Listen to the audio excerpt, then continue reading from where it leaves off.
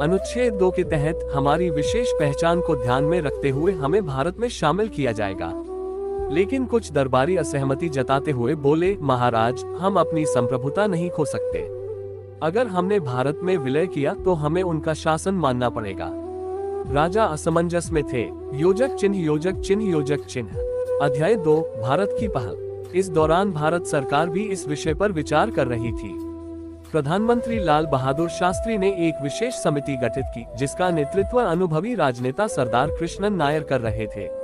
उन्होंने संगतम देश की स्थिति का अध्ययन किया और पाया कि वहां के लोगों को बुनियादी सुविधाओं की जरूरत है, सड़कें, अस्पताल, शिक्षा और रोजगार। सरदार कृष्णन नायर खुद राजा प्रताप सिंह से मिलने गए और बोले, राजा साहब, भारत आपको केवल एक राज्य के रूप में नहीं देखता, बल्कि एक परिवार के रूप में स्वीकार करता है।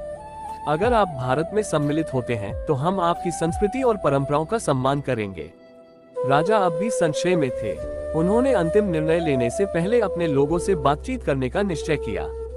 योजक चिन्ह, योजक चिन्ह, योजक चिन्ह। अध्याय 3, जनता की आवाज। राजा ने एक विशाल सभा बुलाई, जिसमें संगतम देश के हजारों नागरिक शामिल हुए। वहां के युवा नेता आलोक सेनगुप्ता ने कहा, हम एक छोटे से देश में रहते हैं जहां सीमित संसाधन हैं।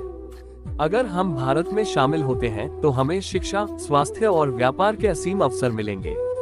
हमें अपनी पहचान खोने की जरूरत नहीं, बल्कि इसे एक बड़े मंच पर दिखाने का अवसर मिलेगा।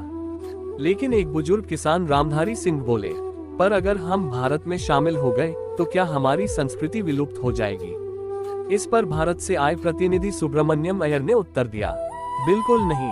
भारत एक ऐसा देश है जहां हर राज्य की संस्कृति को संजोकर रखा गया है।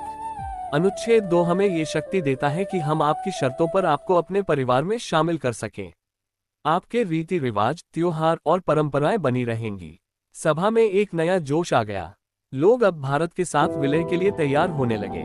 योजक चिन्ह, योजक चिन्ह, योजक चिन्ह। अध्याय 4, भारत का विस्तार।